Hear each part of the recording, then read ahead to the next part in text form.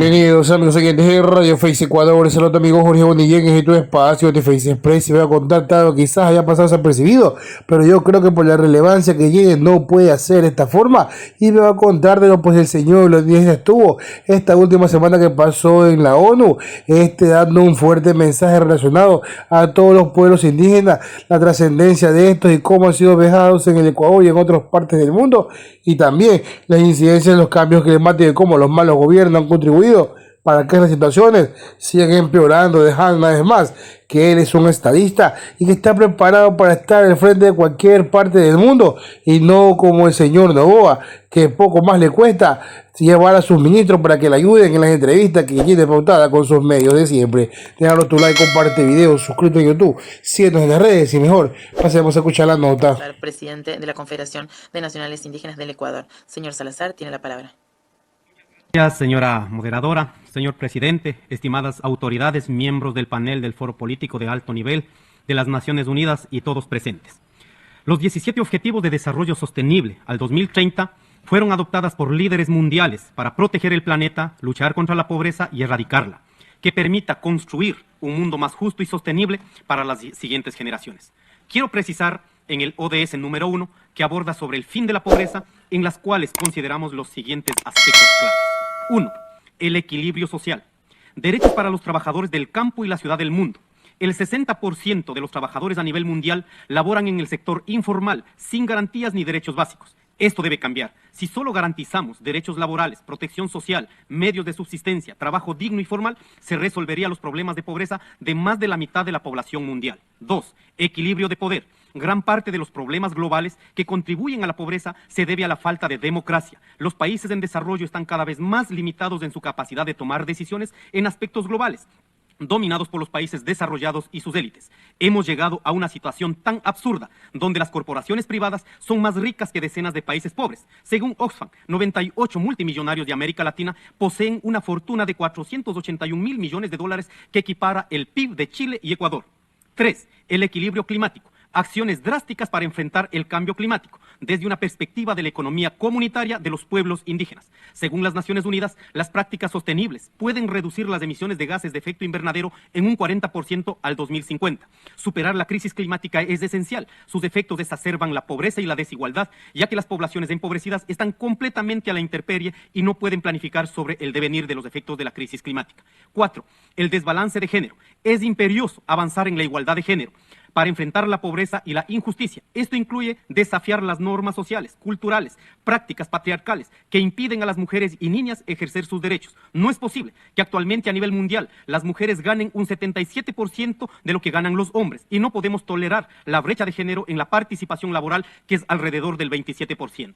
5. El desbalance histórico. Urgentemente debemos buscar justicia reparativa para los pueblos indígenas, que implica reconocer, reparar, compensar los daños históricos y continuos sufridos, incluyendo la restitución de sus tierras y territorios, respeto y fortalecimiento de sus economías comunitarias, el reconocimiento de derecho y la preservación de su cultura. 6. Justicia económica para combatir la pobreza. Se debe abordar en todos los niveles, desde el hogar, la comuna, el gobierno local, los estados nacionales y los organismos multilaterales. A. Redistribución de la riqueza, actualmente obstaculizada por la falta de justicia fiscal. Así, una estructura internacional facilita la existencia de paraísos fiscales y mecanismos de opacidad, permitiendo a individuos y empresas adineradas evadir impuestos. Según la CEPAL, se estima que la evasión tributaria en paraísos fiscales llega a 600.000 millones de dólares al año, lo que impide una redistribución global y equitativa de la riqueza. Por ello saludamos a la ONU y apoyamos que exista una adopción para una convención que permita regular el enriquecimiento ilícito.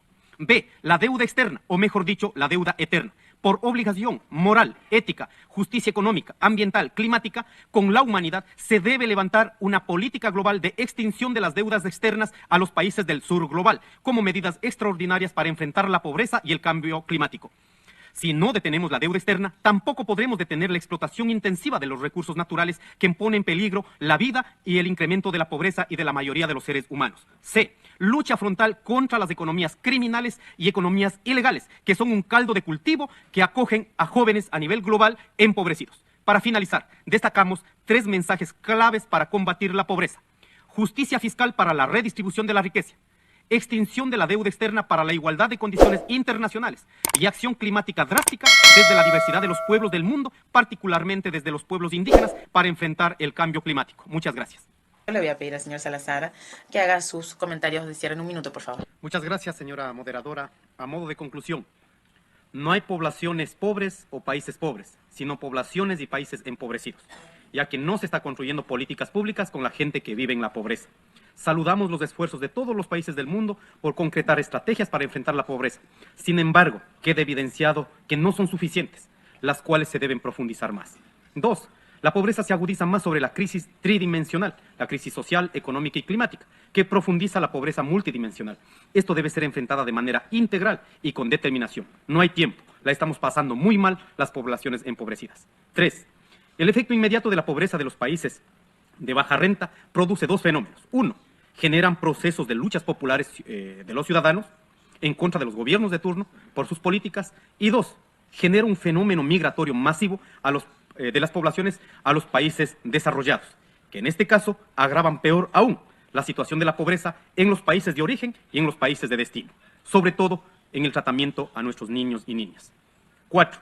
Si los 17 ODS son el norte para recuperar la crisis tridimensional, entonces debe ser nuestro mandato de cumplimiento obligatorio que debemos exigir a nuestros gobiernos. Si no hay por parte de los gobiernos, entonces debemos ser los ciudadanos del mundo veedores del cumplimiento de las ODS. 5. ONU debe pensar en todo lo que produce en sus diferentes espacios, sean mandatos de cumplimiento obligatorio de los países adscritos.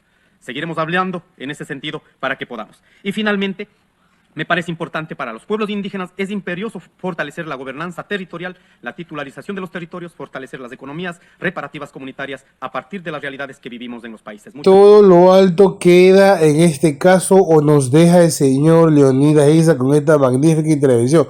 Ocurrió hace muy poco, como lo dije.